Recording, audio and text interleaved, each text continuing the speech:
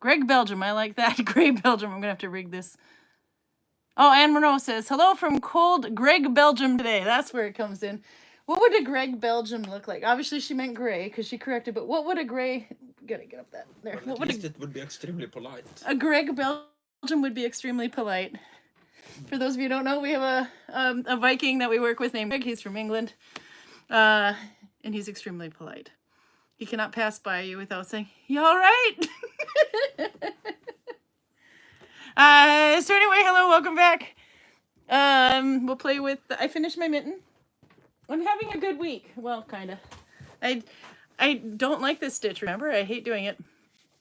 So I thought I would just make a wrist warmer with it, but I have so much of the yarn left, plus the strand there. So I was kind of addicted to the stitch, so I just kept going and decided it's going to be a mitten. And there's more than enough left for another mitten here. So I don't know what else it's going to be. So as much as I say I don't like doing this stitch, apparently I like it more than I think I do. Because I was on a mission from God. I couldn't go to bed till I finished it. So there you are.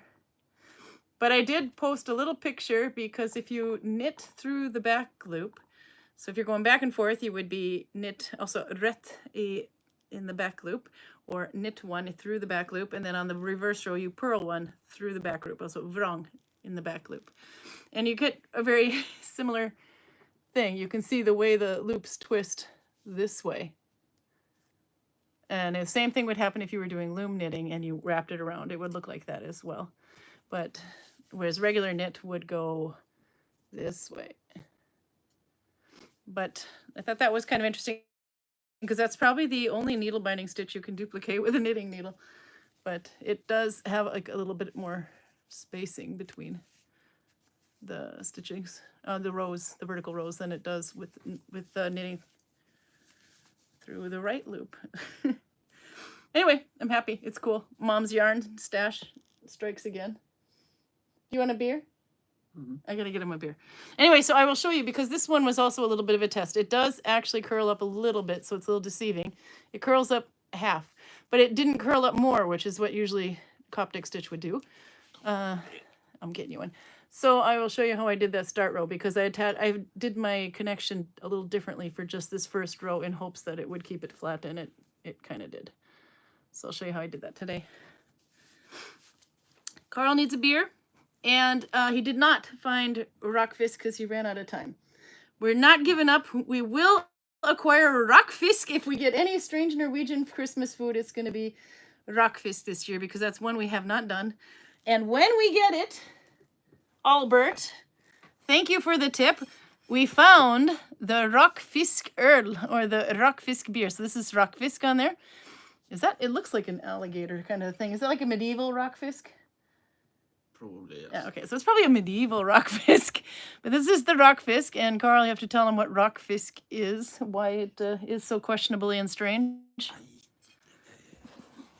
Well, it's, as I said last time, it's one of the many weird Norwegian ways of preserving fish. Yeah. This one involves, well, it's some kind of fermentation process, but I'll sneakily Google it.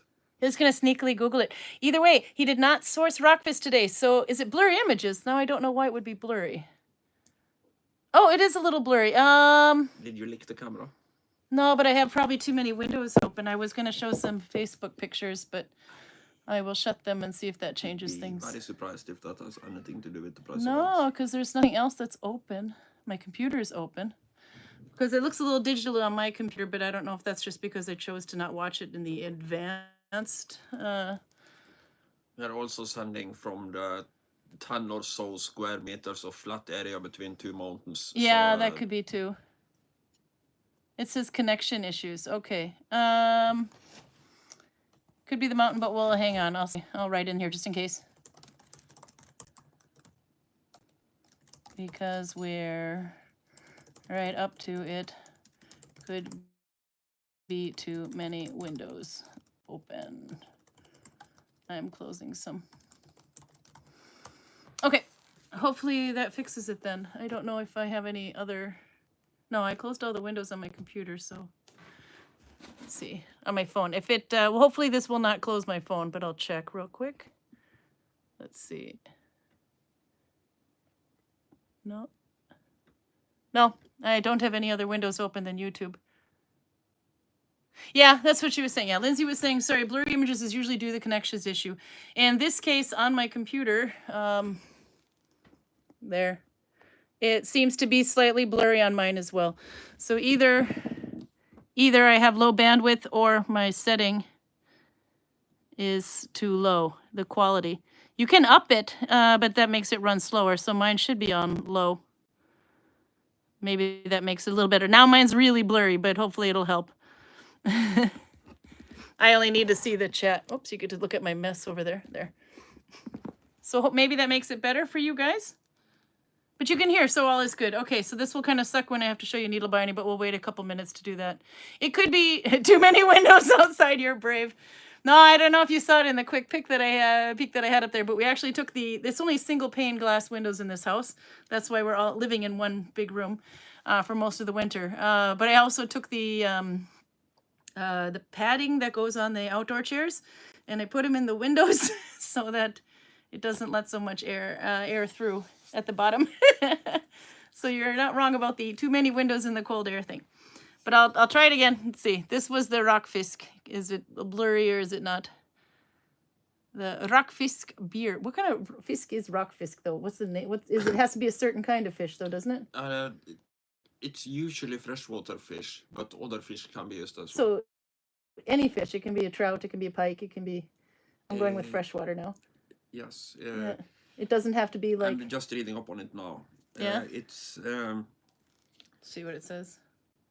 Usually freshwater fish like salmon. I'm reading the Norwegian version, so Reie har sik abort. Oh, just hit that symbol and you can translate it to English. Yes, but the problem is that the English is probably not crappy.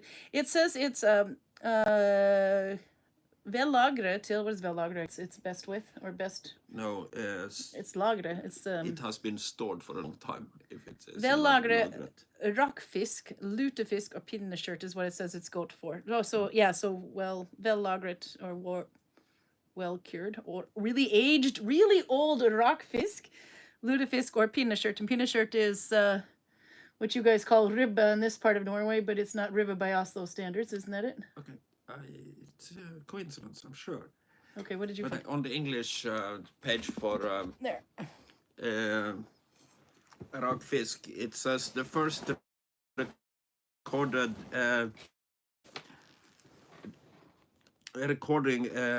the first record of the term Rakkfisk dates back to 1348. Anybody knows what happened in 1349? Oh, now I'm curious. The Black Death came to Norway. Svartedauden. In Europe that year, but it's probably a coincidence. I don't think the fish had anything to do with it.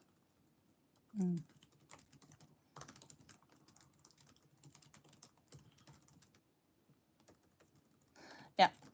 Yeah, so Lindsay's also thinking the same thing. It could be the fact that I'm streaming at the same time it is. So I closed the extra window because I had like 3 Facebook windows open. I was going to show something on there.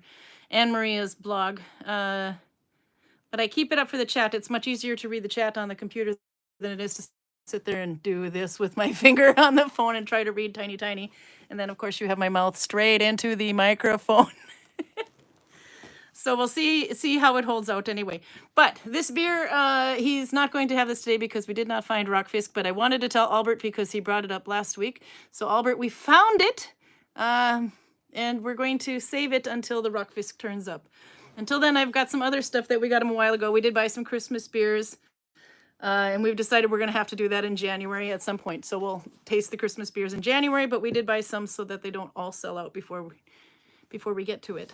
Do you want to tell them quickly what the Christmas beer thing is in Norway? It's a Christmas beer. We don't have Christmas beer in the United States. At least we didn't 27 years ago. I think you do now. You probably do. At least one of your several thousand microbreweries must have had this idea. Yeah. Because they very much like to pretend the microbreweries came into, yeah. They very much like to pretend to be Scandinavian anyway. Or European. We saw a collector's box of beer called Utepils in America. Yeah, we did. Which was the outdoor beer, which is basically the beer you take out. after work or on a weekend outside on the veranda. Yeah, but for us, it's not a particular type of beer. It's any beer you drink outdoor Any beer, would yeah. be utepils. Yeah, but that was kind of cool.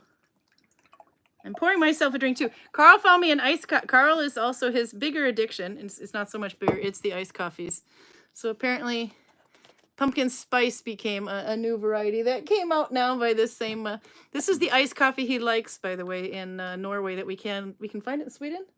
No, I would be I don't even very think you can surprised. find it in Sweden. We didn't see it in Denmark either. No, Denmark we had to go and try everything under the sun. England we had to try everything under the sun. But Tina, which is spelled like Tyne, is a name brand in Norway, and that's his favorite one. The green one that has all the beans filled, and he just opens up his throat, and it all goes down in one go, and he's like, "Thank you, sir, may I have another?" And he never does really get dirty. But anyway, so this one bean. This is Karin friendly because I'm naturally this. Anyway, it's as close as I'm gonna get to the American without having Starbucks nearby. So I poured that in my cup today. You remember when Rune's Louisa tested to be a guide? Oh, I didn't go on that. You did. Yes. Yeah, how'd that go? I would say it went horribly. And the way I described it afterwards was that she was like an overly caffeinated version of Karin. Oh, that's right. Yeah. And Karen's already naturally caffeinated. So if Karin drank a whole can of coffee, she would be guiding like Louisa was guiding that day. I've seen Louisa guide afterwards, and that's really good. Yeah, but that's the good. problem is, I don't speak Russian, so I have no idea what she is saying. Oh, yeah, but everybody's always better in their own language. The Russians are eating out of her hand, and she is speaking at a normal speed without going completely nuts. Yeah. But when she was guiding in English, and she just had me, she was probably stressed out of her head. So she was giggling like crazy and trying to tell me 3 things at once. And oh yeah, no, but everybody's always better in their own language. We had a German guide actually too a while back. I wasn't particularly fond of the tour in English, just because with the German dialect it sounds a bit more like Schwarzenegger giving you this tour, and it's anyway this tour, and it wasn't I wasn't really enthused with it. But then I heard the same guide come back later with a big group of Germans, and I mean it wasn't just the language that was better, and the flow was better. They were more animated. Everything was much more fun. It was really impressed. It was like a completely different guide just to hear them do it in their own language. So I kind of and it's also you kind of your guiding is a product of your culture. Yeah. So a German guide will probably guide in a way that works on Germans. Yeah. Because I notice my little jokes in my guided tour. Yeah. They go over very well with Americans, Australians, and British people. Yeah. They usually hit well with Belgians and Dutch people. Mm. But the French and the Germans and the Italians and the Spanish, even when they understand English perfectly, Yeah. they don't seem to get the jokes. No, maybe it's or takes a second, or lost in translation, or the humor isn't. I don't know. It's cultural, I guess. But I see when Jose is guiding Spanish people in Spanish. Oh, it's awesome, his tour in They Spanish. are laughing their asses off. Yeah, but he's really good in Spanish. But he can also slide in a few things that are more, I don't know, like there's sayings, of course, that work really well in Norwegian. But if you try to translate them over into English, it's not the same joke. Especially if you have a play on words. That's Yeah, it. no, obviously Yeah. you can't do that. No. So, yeah, no, anyway. So I got to get Karl a beer, and somebody very rightfully pointed out. So I posted this on Blue Sky last week, which was kind of fun. It's, I don't know, the new Twitter or whatever the hell it is, but Nella and Andecker and Ingela and some others got me on there. Peruta got me on there as well. So I thought, okay, I'll just try it, and I'll put a little post a day because I can't post pictures to Instagram right now. It doesn't like the iPhone. So anyway, but we got a few new people I saw poking in, and which is kind of cool. And I posted it today too, with of course a little amount of time, so who knows. But anyway, so we got a few new people from that. And one of them quite rightly pointed out, I love the class of Karin, the way that you use your sleeve to wipe off the dusty beer for Karl. So I thought we're gonna I don't know. I thought we're just gonna. I don't know why my sweaters need so much mending, but we're just gonna dust that off there for you. Give it to Karl. This beer is the same one that had the shield on it last week, so we're gonna get rid of this one now too. It's the Röros one, and it's called Pils Out. So instead of outdoor beer, it's just beer out. And that one is from Röros. So you have to see how you like that one. I dusted it off with my sleeve and everything just for you. And then I had to point out too, I don't know if you see back, we had to watch it back yesterday. It was so funny. Last week we wanted to see how our eyes were going all over the place looking at the cats when they were running. But I noticed I've got my nail clipper out and I thought it was out of shot, but it was actually in shot. The nail clippers was to cut my yarn. So I'm a real class act. I'm wiping off your beer can with my sleeve and I'm cutting my yarn with a nail cutter. Tip for airplanes, though. That does work. Oh, you got to drink that now. It's gonna spill there. He's having issues. No, it's fine. All right, you got to slide over here more. You're too far over there. I do that too. I cut my yarn with a nail clipper, says PJ. See, it's possible. Oh, PJ, take the opportunity to put your book title in see if you can link your book in the chat. She couldn't do it on PJ couldn't put the link in the comments or something because YouTube thought it was, I don't know, advertisement or whatever. But PJ's book came out. And so you can get it on Amazon, I think it is. Isn't this pretty much advertisement by definition? Yeah, but I'm not paid to do it, so who the hell cares? And it's PJ. PJ's here all the time anyway. So PJ has been here, I don't know, for a couple of years at least. So PJ should be able to advertise the book. We've all been hearing about it because it comes out a little bit. You probably named a dragon for all I know. So it should be advertised for free. Okay, come slide over here. But anyway, I know I'm not the only one that's wondering. And if you can't link it in there, if it gives you a spam link or whatever, I don't know. It lets me link websites on here. So Why do I have flashbacks? Are you having flash? Anyway, if you can't, then just write the instructions how to do it in the title of the book. Okay, what do you think of your beer? Hand me the can again. It's a Pilsner, so there shouldn't be anything added except for the requirements. Yeah. It does have, it ranges in the middle on fruitiness and a little bit less than that on bitterness and sweetness. This is not in the middle of fruitiness. This very much tastes like apples. It just says classic beer. Yeah, no, it's a Pilsner. There shouldn't be anything in it. No. 4.7%. Ah, there we go. This classic filtered beer brewed the Czech way is, oh, that'll make Tomas happy, is a beer that we are extra proud of.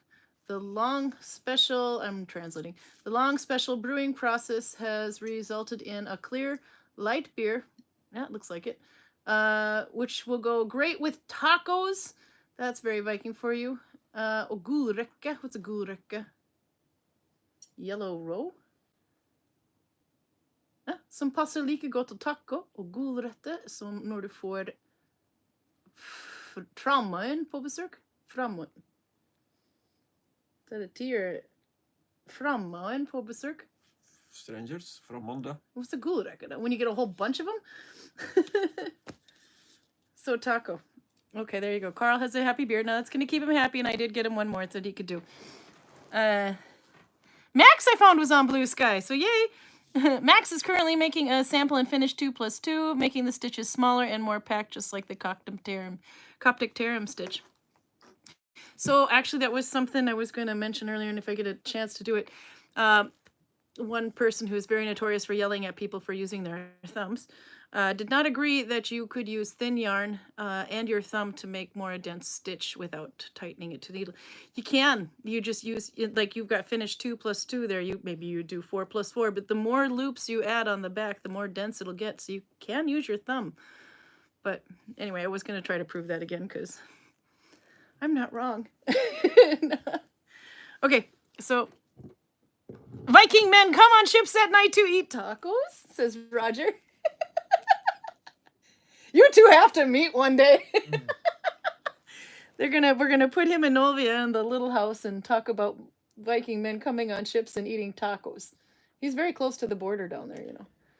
Tacos, I can't say one way or another, but obviously it's a thing They have flatbread. Our Norwegian flatbread is usually very hard, so you can't bend it into shape as you see fit. But if you wet it, it becomes soft, and you can bend it into whatever shape you want. Yeah. And it is entirely possible that they did some kind of taco thing. I can't say that they didn't. Really? But I also can't Just say rolled that up in they a did. lefse? Have you heard? Well, this is not Viking. This is Roman. But have you heard the foundation myth of how the Romans decided where to build Rome? No. It's back with no, it's not. It's not Rome. It's Alba Longa. It's the first one. Okay. Back in the time of Aeneas. He is following the prophecies of the gods, and he is a very religious man, so he does exactly what the gods tells him to do. But considering that gods often show up in person just to bitch slap him around, it's no surprise that he is listening to the gods. And the god, I believe it is Jupiter, but it might have been any one of them, says that you build the town when your men start eating their plates. And he is very confused because, well, obviously they won't be eating their plates. They're not idiots. Yeah. But then they find some kind of food that they want to eat while they are traveling. Yeah. And instead of picking up their kitchen equipment, they just take some kind of leaves and make some kind of early primitive taco thing. And yeah, they eat the leaves and the whole thing. Yeah. And then Aeneas goes, aha, this is what I meant. This is where we build the city. So they built the city of Alba Longa at the place where people ate tacos for the first time in Italy. Okay.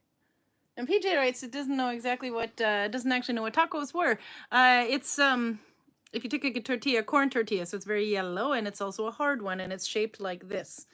And then you put hamburger meat in there with some taco spice, basically Mexican spice, and then you put cheese, sour cream, tomatoes, whatever the heck you want on it, and then you just eat it like that.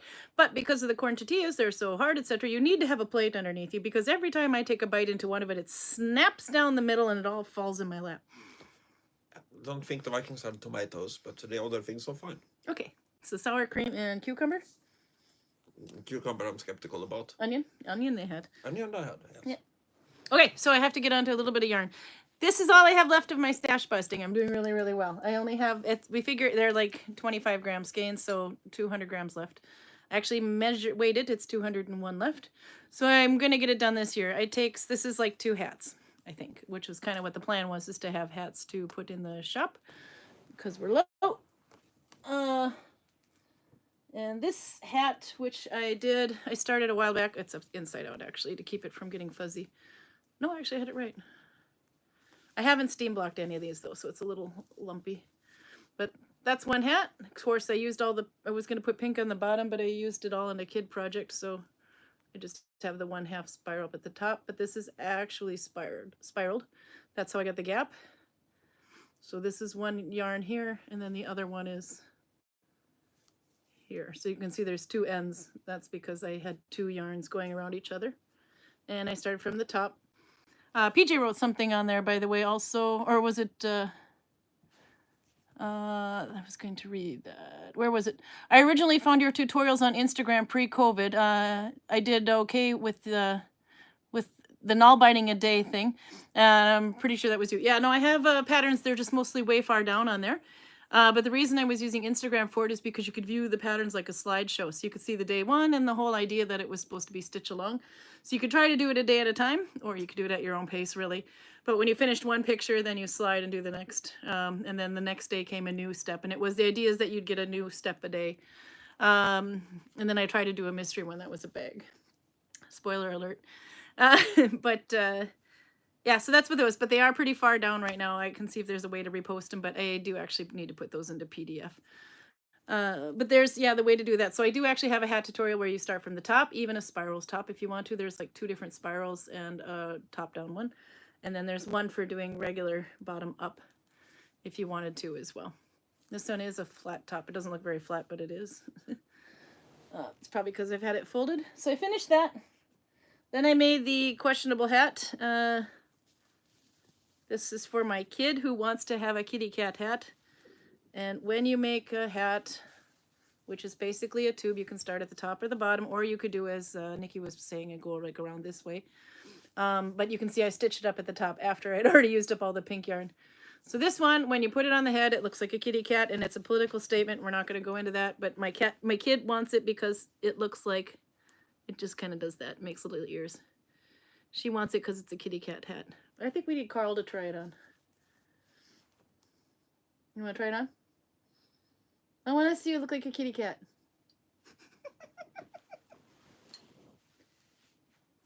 There, you see he's got little kitty ears.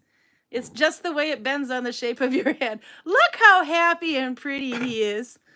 I'm just worried that Donald Trump might come and No, grab me we're by not the head. we're not going into politics. Anyway, you can put your other hat back on your head. Obviously, that is not a Viking hat, so this one doesn't go in the shop. But my kid wanted a kitty cat hat in pink, and I ran out of the pink, so she's got a. You're a grumpy cat. It was a grumpy cat, yeah. So anyway, I made the bottom. It was actually started this way. It was supposed to be. I was actually doing it in this direction, but because I ran out of yarn, I had to end it with it. So I ended up tying it on this end instead of the bottom. But when you fold it in, it now has a brim. But that's a really easy hat to make, or a bag. So that was one thing I made with it. My kid will be very happy. Then she needed wrist warmers. These are knit. Because they're learning to knit.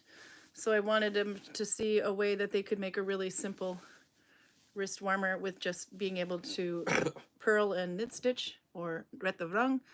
And this one you make it flat and you just sew it here. So she's got those. So I got that done. The first hat I wanted to make, it was a knitting one for them. So this is the actual another version of the same hat Karl just tried on, but it has a ribbed edge. And it is knit, and this one you make as one big piece with ribbing at the bottom, at the top, and then you fold it over and sew it on the sides. So I thought that would be an easy one for them to make, but then I found out that the twin did not want ribbing on the end, so she's going to have to give this one to a friend. No. No, the book link must have gotten hidden by YouTube. It's really weird, because if I put it out, or maybe it's because Perut is a moderator, if she does too, then it will stay, but for some reason it's... No, but then put the name of your book in there, and then that we can search for it on Amazon. You can even describe step by step, but because I know they're looking forward to seeing that. So there you go, 2 knitted projects slipped into here. I've actually made some other things too, but that wasn't with my stash. Now the other one I have is mittens, because I liked making that mitten so much that I decided to make another one, but this is an Oslo.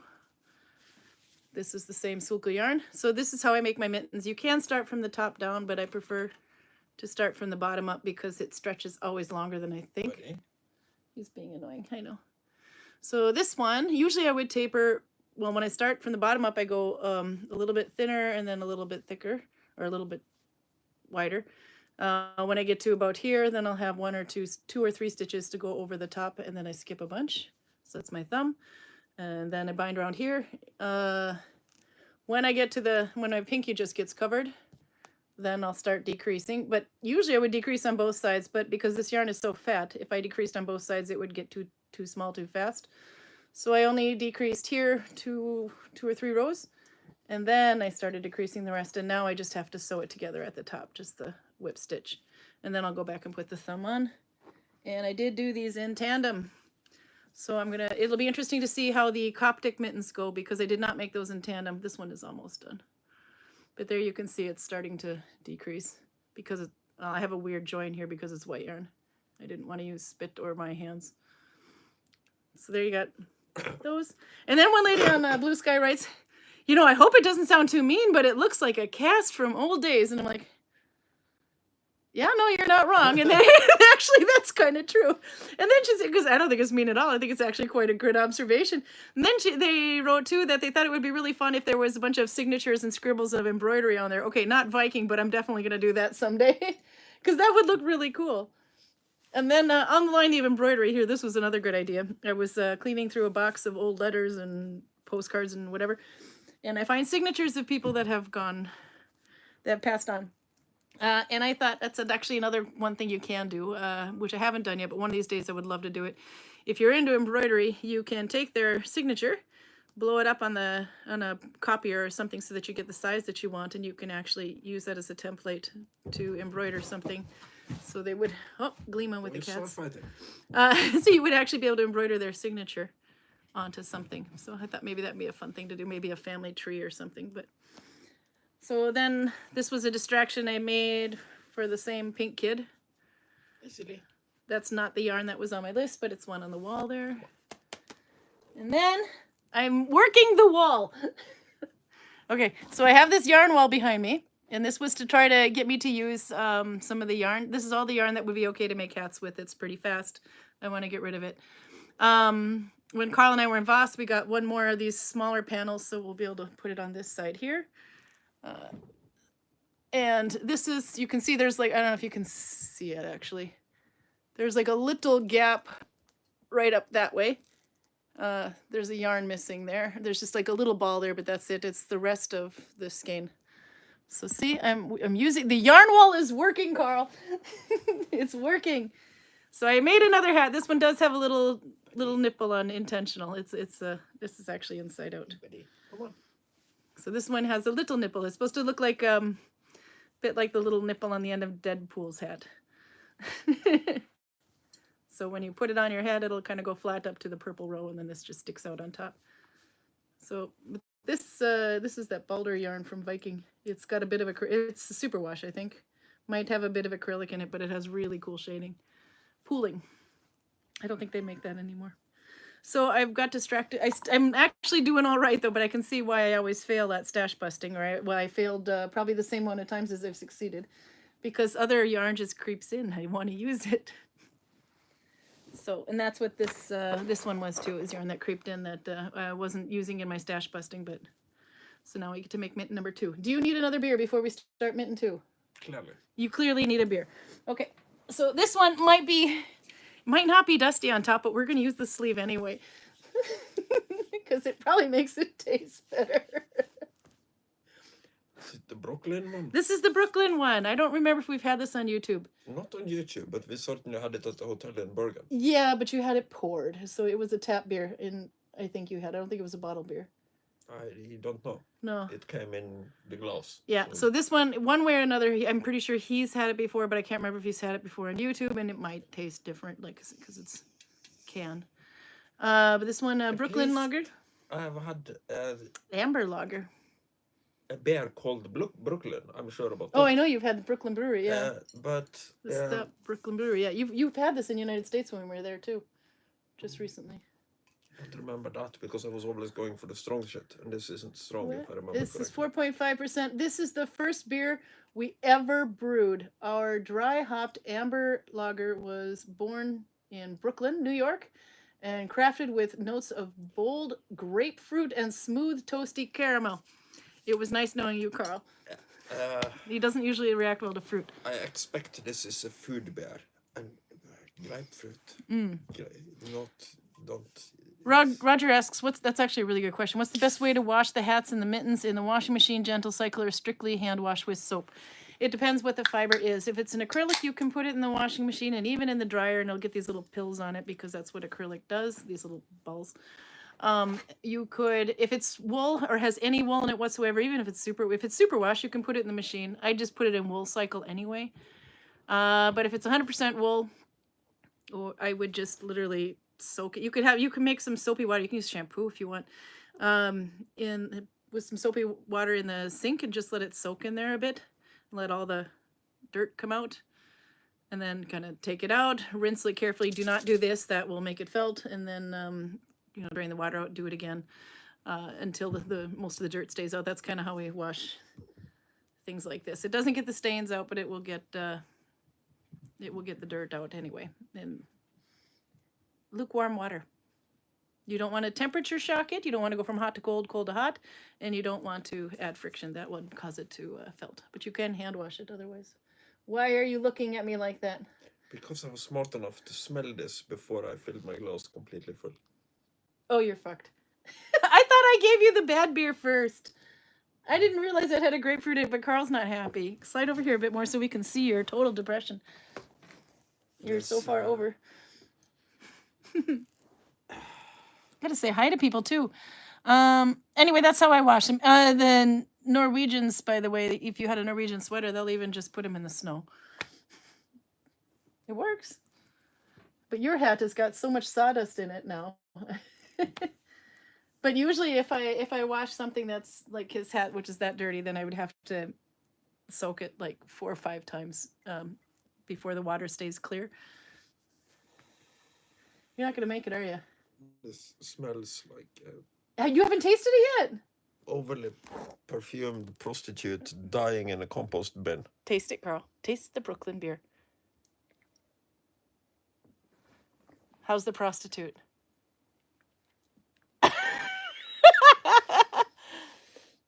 So you like it? It's like drinking bathwater. Oh, Speaking of washing your hats, you could use the beer.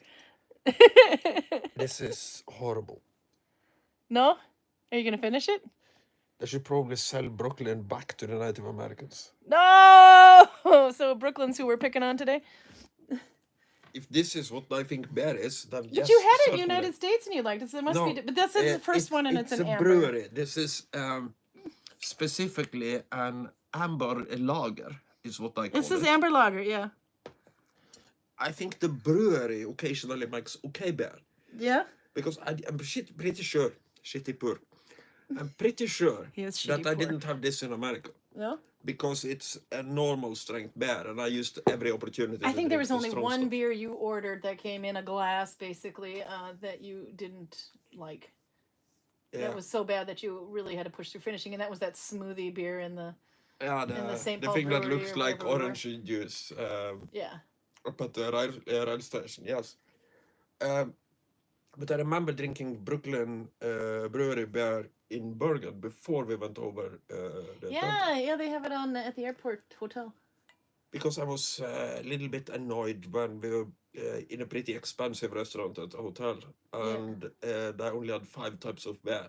Yeah. And the thing I hadn't tried before was the Brooklyn one. Mm. But I remember that beer as being a normal beer, a little bit Yeah. on the bitter side, because it's a food beer. But this is just a crime against humanity. It's Okay. so bad. That went backwards. I thought for sure that the first beer would be bad, and don't worry, this one's bigger than the last one. Yeah, no, I'm not drinking any more than this of it. And even this is going to be a challenge. Okay. I'm going to catch up on chat real quick, then we'll show... Robert says, I don't think Carl likes it. I could be wrong. No, I think you're onto something there, Robert. It smells like dead prostitutes and it tastes like bathwater. All right. Dead prostitutes taking a bath, or after a dead prostitute took a bath. Is that it? Something like that, yeah. I don't understand why people do this to themselves. And somewhere out there is somebody who really loves this beer. Somebody likes it. Maybe Albert likes it. He likes the raspberry beer. Somewhere out there, Albert really likes this beer. Albert's here. He can tell us if he's tried it. He's Outer's here, by the way. Albert's here. His Christmas shopping is almost done. We did ours on Thursday. Got a bit of ways to go, but mostly it's involving bringing my kids to a store and telling them to go nuts and bring me the bill. So that'll be easy. James Steele is here. Hi, Karen and Carl. I am cross-knit looping a yoke sweater. So this is the cross-knit looping. And the yoke sweater, I actually had to look that up because I didn't know. I mean, I know what the yoke of a sweater is. It's like, the back panel. But I've never heard of a yoke sweater before. So I looked it up and it looks like a raglan sweater. So then I thought, okay, well, what's the difference between a raglan sweater and a yoke sweater? You start it here and you work down. I guess that's why it's called a yoke one. But the difference is the way it increases. So if you made one of those cowls that they just kind of evenly distribute this way, the stitches, and then you work it into a sweater, that would be a yoke sweater. But this is a raglan sweater. It also starts at the top, but the sleeves are increased here, if you can see there. So that would be so now if you're doing a yoke sweater, you won't have these increases here. It's just, so that would be the difference between a yoke and I had to look it up. I learned something new today. Who would have thought it? I thought I knew everything, damn it. Anyway, so that's kind of a cool project. That's a big project too, by the way. You go, James. Robert is here. Yes, of course. He's from Glasgow. And if you guys haven't written your weather in there, you have to do it because we're very addicted to weather here. We need to know that everybody else is suffering just as much as we are. Nancy Frey's here. She's from wet Seattle to clear skies. What was it like today? I didn't really get out. It wasn't particularly cold. No? Not rainy, though. It was raining yesterday. And my only important concern when it comes to weather is the bloody axe target frozen or not frozen? Oh, because it's hard to stick an axe in a frozen target. Close to impossible. Yeah. When the target was stiff frozen, I did a series of 30 throws and I managed to get 2 axes to stick. Oh, God, yeah. And I'm normally at between 90 and 95% success ratio here. But when the target is frozen, you have to hit it in a soft place. And you can't hit it like this, because then the axe just falls down again. No, yeah. You have to hit it kind of perfect corner in. Yeah. And So you have no wiggle room at all. No. It's so unforgiving. Everything has to be perfect to get the axe to stick in a frozen target. So how many frustrated tourists do you have today? Well, today it was fine. Oh, okay. Today, I think all the tourists I had on axe throwing, because I also have enough time to explain it to them properly, and they were English speakers. So I think all of my tourists, maybe with one exception, managed to get their axes to stick. Yeah, that's not bad at all. That's actually pretty good. And I had an English couple that where both of them managed in the first attempt, which is unusual. Yeah, no, that is really good. Yeah, because a lot of them, even if it's perfect conditions, don't get it. Most of them don't get them on the first try. Yeah.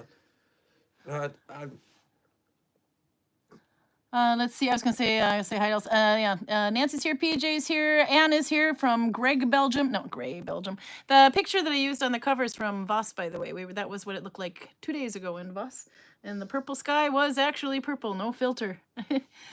So anyway, PJ said they've actually had sun in England, which is cool to see. A pleasant change. Max is here. Well, PJ's here, of course. Max is here. Lindsay's here. Hopefully the pixelating is a bit better because I lowered the quality on the computer screen. Suze is here. Let's see. I got a new spindle yesterday from a seller in Canada called Viking Santa. The spindle is amazing. It's bigger than I normally use, but it's wonderful. So, okay, I have one on the wall behind me there too, which is bigger. This one.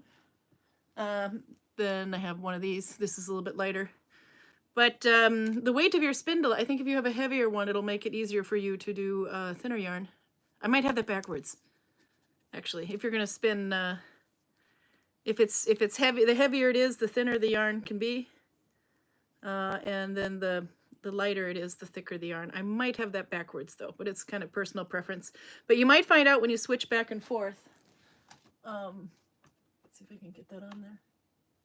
It's kind of wedged underneath it. There it is. This one is just the bottom of a tree, or a branch slice. But you can see this one is actually hair. I think this might be Greg's hair, come to think of it, from back in the day. But it was, this one is heavier than this one. This one is actually, it's also an arrow that was broken, and then this piece was added onto it, but it might have swollen by now. It comes off. So that might be it, but this is the one I normally use. But test it and see, because you might find out that you get a different gauge, and then it's good to have both of them. But I like Viking Santa. He's very nice to you. Let's see who else was here. Yeah, and then of course Roger's here, waiting for the Viking men to come on ships at night. So Nolvia too, we gotta say hi to them. I like the look on your face, Carl. Sue says, make sure your tortillas, or make your tortillas out of blue masa, blue corn. They're so much better. Oh, that would be good. We can't get that here, but I bet Roger could. They can get everything at Trader Joe's. What the hell is blue corn? Blue corn. Oh, I'll have to show it to you. It's good. It's really good. Have you ever seen those taquitos or whatever? They have like blue chips. Those tortilla chips. They're triangle shaped, but some of them. But look it up. Okay, Carl's Googling. No, I'm not. Carl should be Googling. She will be feeding me. Max says, and this goes back in again, it depends on the thickness of the yarn and the needle that you use, also depending on how many loops you have on your thumb and how many behind your thumb would make a different effect to it. And that was going back to, can you use your thumb within yarn? Yeah, you can. It's just a matter of the stitch. If you wanted to get a denser fabric. But that would be the reason why sometimes I use finish 2+2 like those socks over there. Or sometimes I use the fat one. Oslo and fat yarn goes really well together. Let's see. Albert is here. Yeah, we said that one. Oh, there, I gotta scroll. Why hair? Oh yeah, no, we this goes back a couple of years. Why did we start spinning Greg's hair? Because you're morons. Oh, and then we had to spin. There was a girl. She came to the village for the first time, and she got a lot of male attention. And she started dating one of them, but that one was kind of the person that she started dating a little bit while she was here is very superstitious. But when I was trying to get the knots out of her hair because Viking weather, rain, whatever, she had knots in her hair, and I was going to braid it. And then I was braiding Greg's hair too, and his hair was all knotted and stuff like that. And I thought, you know what, we should try spinning this. It was a joke or something. But then the person that she ended up dating a little bit thought that it would be bad voodoo if we had taken her hair that was spun and wove it into something that I was embroidering for the other guy. We never really tried that to see, but anyway, that was I had to do it then just to see if there's any joke. If you take if you take my hair and weave it into something for another girl, will Karl like that girl? It's but one of these days I'm gonna make yarn with Karl's hair. It's such a cool color. Okay, we gotta do the Oslo stitch anyway. By the way, Karin, you had a look at the guy who sold the throwing axes. I did, but it's actually not too much of a better price than what we get already. I think it was only 2 axes, and we need to get like 50, maybe 80 axes this year. So, okay, Susie's got to go, so we will see her next week. Let's flip this down. Oops, there we.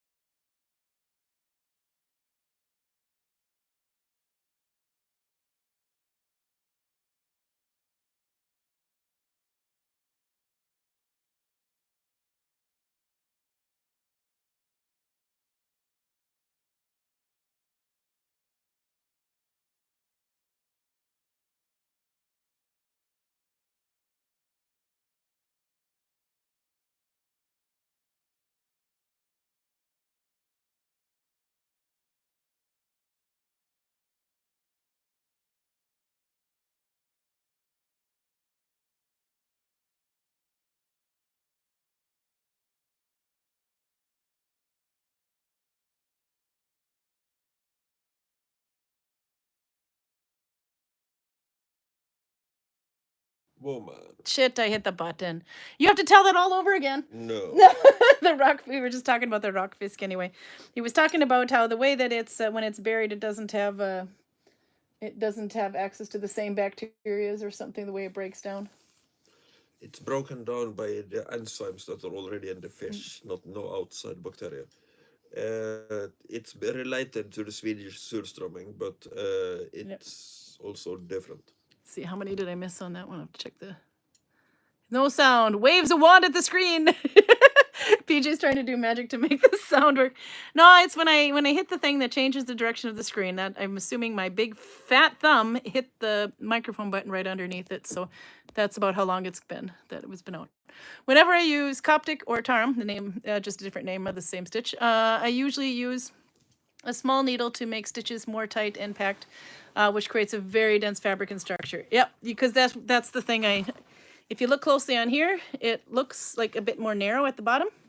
So it looks like I decreased, but I actually didn't. It's just tighter down here than it was up here. Or maybe it was wider down here. It was looser stitches, and when I got around here, it started getting too tight. And then just so you know, I'm going to compensate myself for having to deal with this bullshit. Yeah. So I'm going to go and get a proper beer. And when you say a proper beer, is it something from Anne Moreau's country? Probably not, but something from the other box. Something from the other box, so probably Belgian or Belgian influenced. Because you didn't find a Latvian beer at Lithuanian beer at Vinmonopolet on Thursday?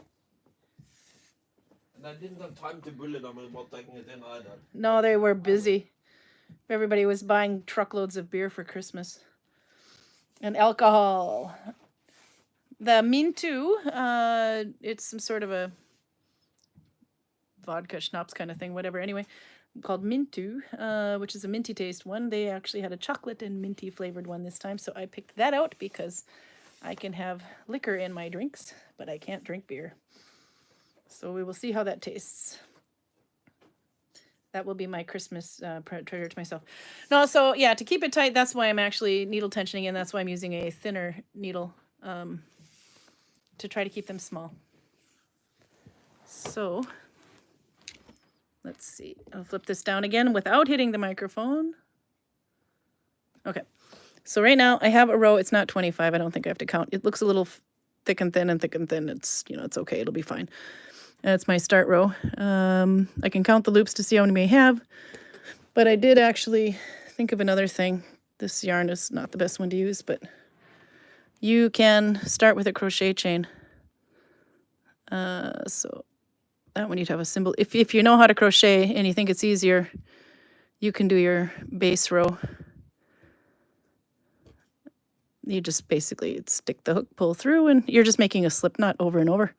And if you don't know how to crochet, you can just literally do slip knots with your finger. But it's faster, and it's obviously much more, well, it depends on the size of your hook. This is a size 4.5 millimeter, so it would be much tighter. But then I have to try to make sure my chain stayed consistently. But you can see there, that would also work as a start row. Then when you go to connect, let's see, easier to do it this way around. Make sure it doesn't twist. It's weird because it's the other direction. I want to go and I'm right-handed, but in this case I would be better off being left-handed. You can just pull it through. And then this is where you're going to have, you can't work with a ball of yarn anymore. Now you're going to have a finished length. So once you've connected your row, pull it through, cut the thread anyway, and then you're ready to go. And then when you start binding, I bind right to left for some reason when it comes to a Coptic stitch. Whereas otherwise I would bind left to right. You just want to make sure your row doesn't twist. And after you've gone one way around, double check again that it doesn't twist, because when you connect from here one more time through here, it is possible to twist your chain. So sometimes if you're checking a gazillion times over to make sure it didn't twist, and you're sure you did it right, and you connect it, and then all of a sudden it starts to twist again, it's probably because on the second row on this one you have to recheck it yet again to make sure it didn't twist. But anyway, you could keep binding through, and then when you bind here, you'll be going, let's see if I loosen up this loop. You go in that top loop and under that loop. So you're working through the ends, but you're working at the cross point. Now you can see why this wasn't the best yarn to show. So without, I haven't counted my stitches on here, and I'm just gonna just redo it. So for this one, I would have it all the way down, make sure it doesn't twist. And then you connect from the end, or in this case, I'll just pull it straight through because I have to change directions. Sorry. Like that maybe, just to attach it. Then of course I have a lazy amount of yarn here. And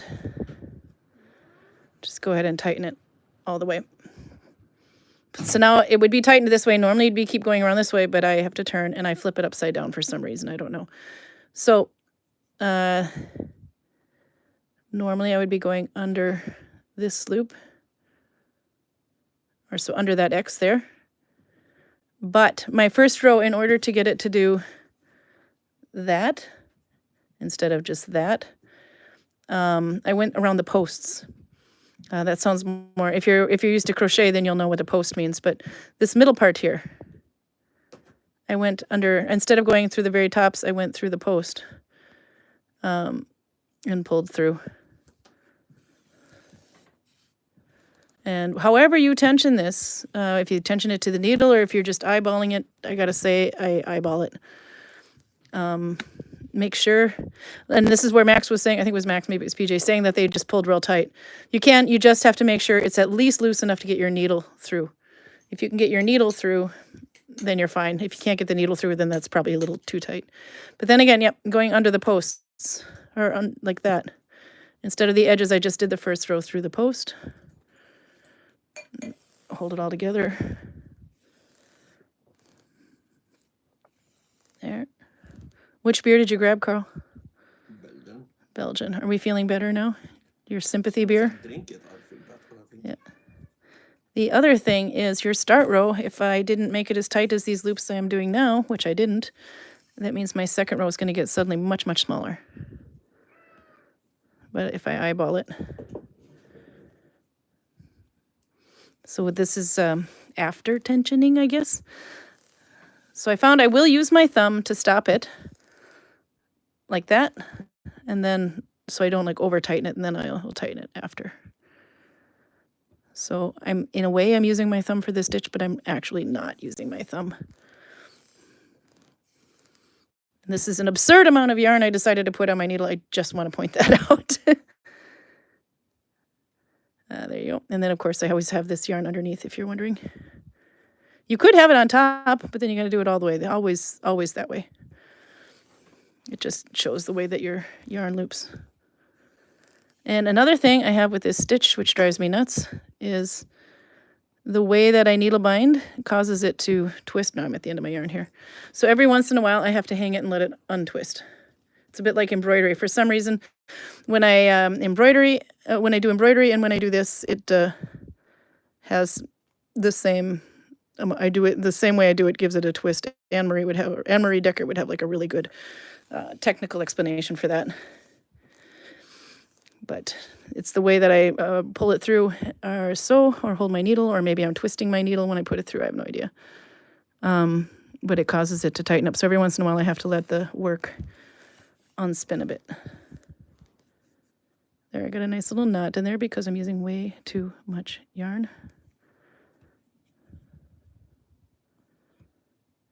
The crap.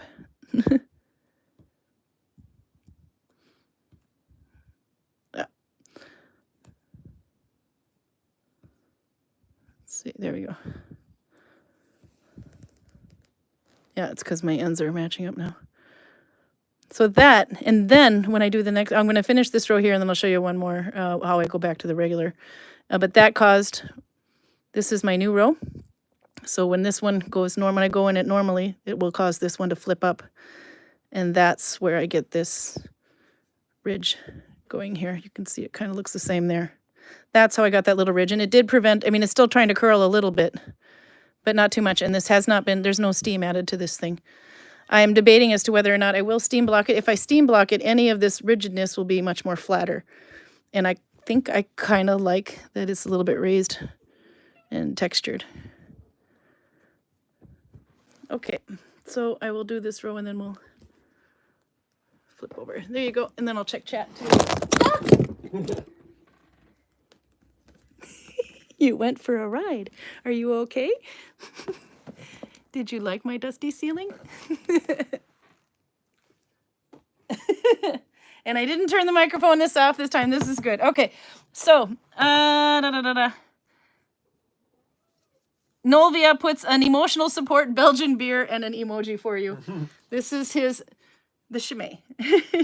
His emotional support Belgian beer. Last week it was an emotional support Lithuanian beer. You have to come over here so they can see this goofy look on your face as you get more and more intoxicated. My Saturday night alcoholic. There he is. You know that little gif of the old man with the bags?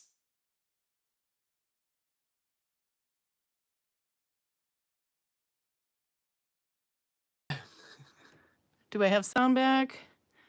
I meant to cancel the call and I accidentally answered the call. Let's see. Do I, hopefully I have sound anyway, and I didn't screw anything up by doing that. No, you're not on mute. No, and I can see my picture on the YouTube, on the screen, so it should be okay. Anyway, but yeah, there's this guy, the black and white picture of a gift, I don't know, just happy old man or something, and he's carrying grocery bags. He's just skipping happily through the river, and he looks kind of like Karl. We'll be looking it up now. PJ says, I always twist, so it's not just me. Okay. James says he starts off with a crochet hook and then sew. I had done that in the past. I don't know why, in God's name, I decided not to do it this time. I'm assuming, I'm thinking, my theory, I don't know, because I haven't done this stitch in probably about 1.5 years now. I'm thinking I probably didn't start with a crochet hook this time purely for demonstrating it on YouTube. But yeah, I cheat. I use the crochet hook. It's much more even. You saw my start row was looking kind of like thin and thick and wide, I don't know, all over the place. Engage. When she is talking needle binding, I'm only paying like half attention. So I'm picking up something by osmosis, but most of the things she is talking about, I don't really understand. Yep, so tell me, what do you know? Oh, there are so many innuendos. The thick and thin. I just can't seem to get it straight. And if I was good at editing, I know you have to be pretty loose to go under the axe, but you can stop him with your thumb. Okay, but you're learning through osmosis, not innuendo-wise, though. By the way, you have a nice beer stash going there. What can you tell us about needle binding? What have you learned through osmosis? About needle binding? Yeah, because you're pretty much representing the resistance here. Be more specific. I talk about needle binding every day to jurists, so okay. Of course I know the basics. Yeah. But outside of what you tips, what are do's and don'ts of needle binding? Do you have any? Try not to stab yourself with a needle, and don't stab the person next to you with a needle. Don't sit next to a right-handed needle binder on the right side. You want a needle that has a kind of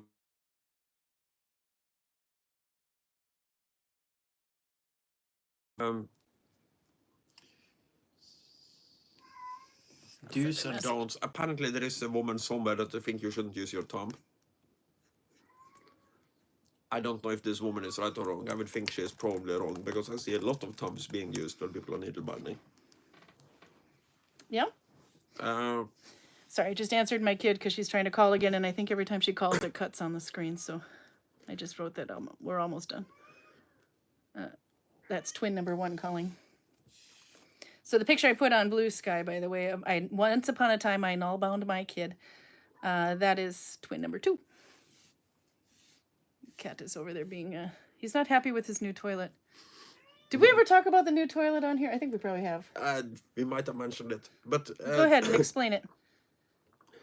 Well, it's basically a new system, but instead of sand, you have like these wooden pellets that like sawdust pellets, yeah. Absorb urine very effectively.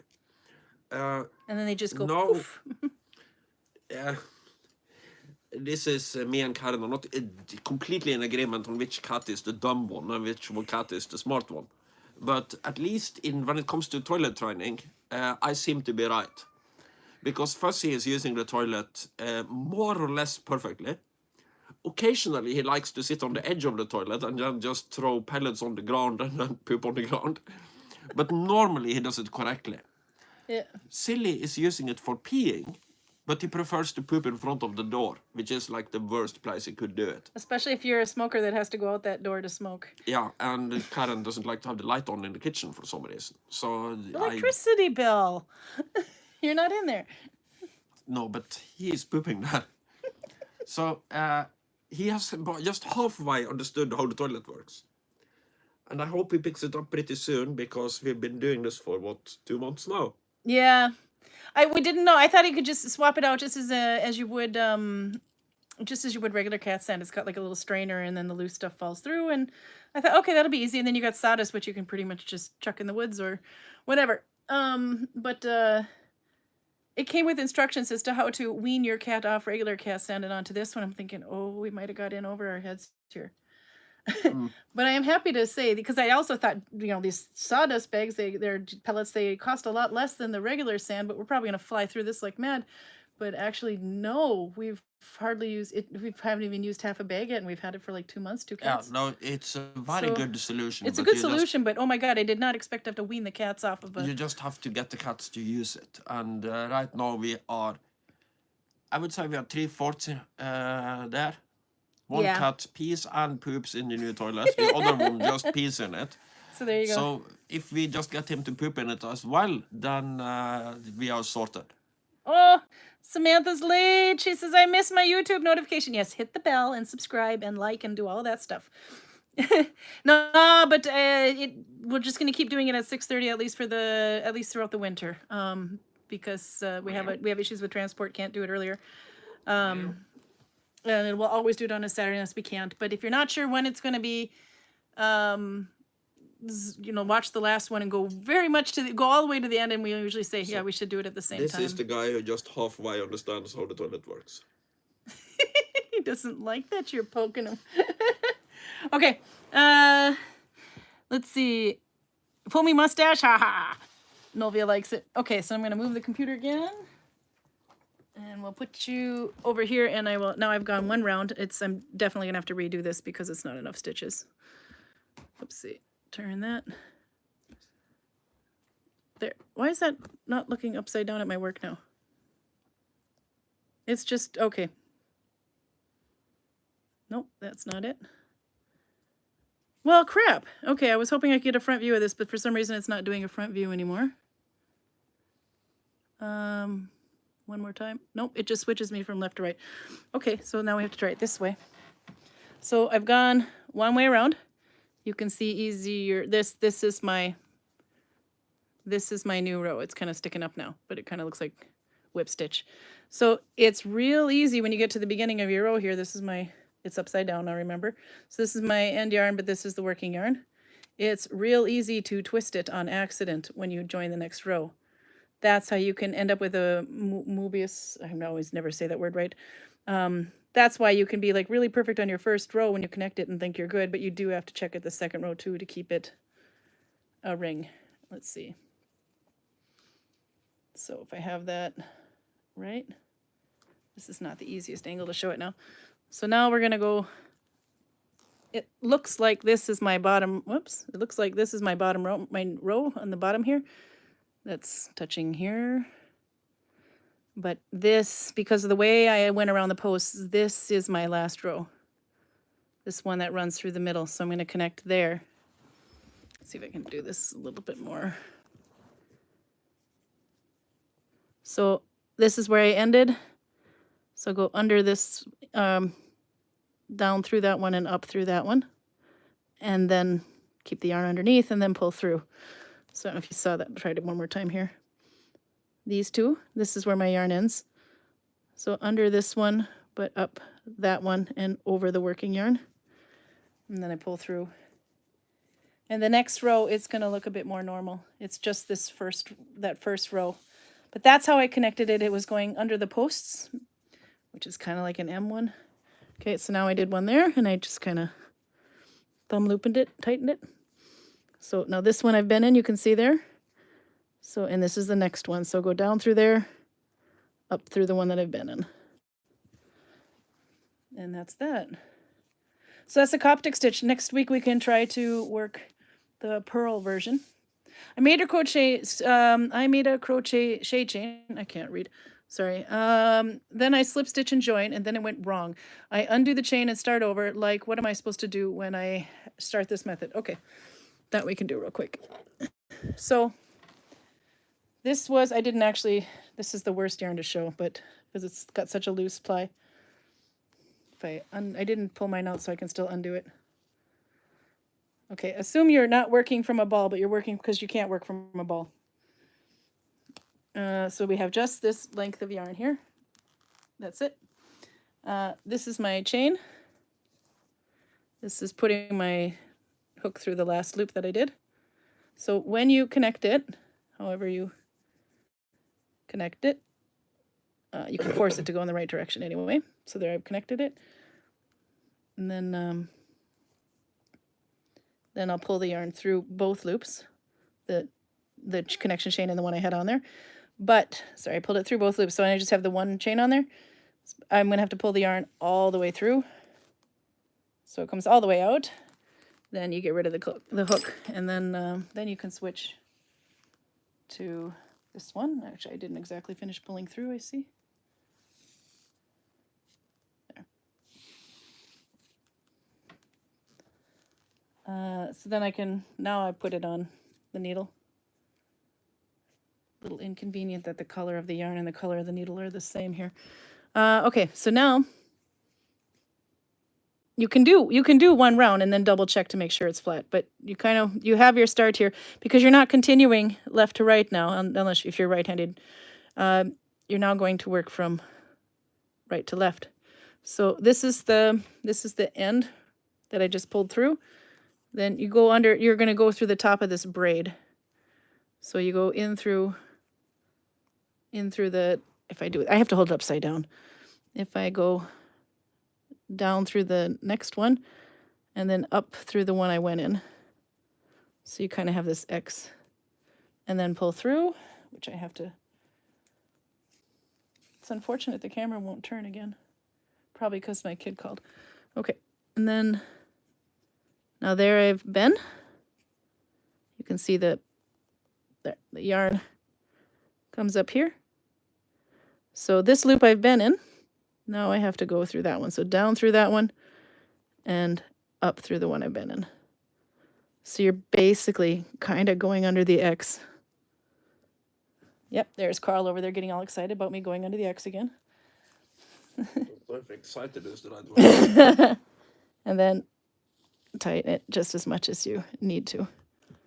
However much you tighten it, you're going to have to do that all the time. So there we go. If I hold it this way, maybe that might be easier to see too. This is the one I've been in, this loop. So I have to go to the next one. So in through the bottom of that loop and up through the bottom of the old loop. Keep the working yarn behind your needle and then pull. But that last one I did a post. So if I was going to go through the posts if I want to do that same start like I did on the other one, I would not be going through the bottom of the braid. I would be going through the middle of the loops. But you don't need to do it that way. That was just something I did on the start to try to, because I didn't want to have to sit there and do extra rows just to compensate for the curl. So I think if I was going to go with a crochet, I would just go straight with the bottom loops, or the top of the loops, which is technically the bottom when you hold it upside down. So hopefully that made sense, but we're going to play with it a little bit more, throughout the December anyway. But I hope that answered your question a bit, Max. Somebody got yelled at for using acrylic yarn. I love crotchety people on Facebook. Go ahead and use the crappy yarn to try this with. Or use the acrylic yarn. You can use acrylic yarn. It's just harder to splice. But go ahead and use that yarn. It's a bit more. It's the Red Heart yarn. It's a bit more strong and a bit more tightly spun to play around with this, and then switch to the good yarn when you got the hang of it. So let's see. Let's put you back up here, Karl. Any famous last word stories? What are we going to do for, next week? Okay, next week is, we need a calendar here because it's December, so I know nothing. Tomorrow is Sunday, so definitely go and check Master of Nalbinding, the Christmas Advent calendar, because there's a new pattern coming out tomorrow. Then I see next Saturday is the 21st. We'll still be here. So Saturday, next week, 6:30, same time we started now. We'll do this one again here. And then the next day we're going to Bergen, and we could try, or no, we're going to Bergen, meet the kids, and then the day after that, the 23rd, which is Monday, then we get on the boat and go to Selja. So we can try to do a little spontaneous live from that if we can, or maybe take some footage and then repost it later from the ferry boat. But it would probably be much later than, or maybe earlier than this. It will be earlier than this. A lot earlier than considerably earlier if you take the morning boat. Yeah, and that would be on Monday. But then if you have your, it's December, so I know nothing, can't relate. See, she knows. Yeah. No, if we go out on the aft deck, when we are in Straumann, that's the area right after we leave Bergen, we'll go through some very, very narrow inlets. You could get some good footage there. It's like you could theoretically jump off the boat in both directions because it is so close to land. Yeah. It's channels. And the other thing we don't know about is we don't know how the internet access is going to be on in the fjord. And it's variable, I can say. But in that area, I think it should be pretty good because you're still pretty close to Bergen, and there live people on those islands all over the place. Yep. But if anything, we'll just take footage and we'll try it. I still got to post footage from United States, so we're horrible, but we'll get there. Maybe it'll be a Christmas surprise. But and we also need to kind of brush up on our editing skills. It's been a while since the last time we edited anything. Horrible. I admire all these people that do these YouTube videos beforehand. Live is easy. Live is easy as long as you guys are here. Live is easy. But to do it in advance and then have to sit there and go back and edit it, that's like a lot of work put into just a 30-minute thing. And it's also so hard to do this when we don't have the chat to play off of. No, that's really hard, yeah. So we did it in...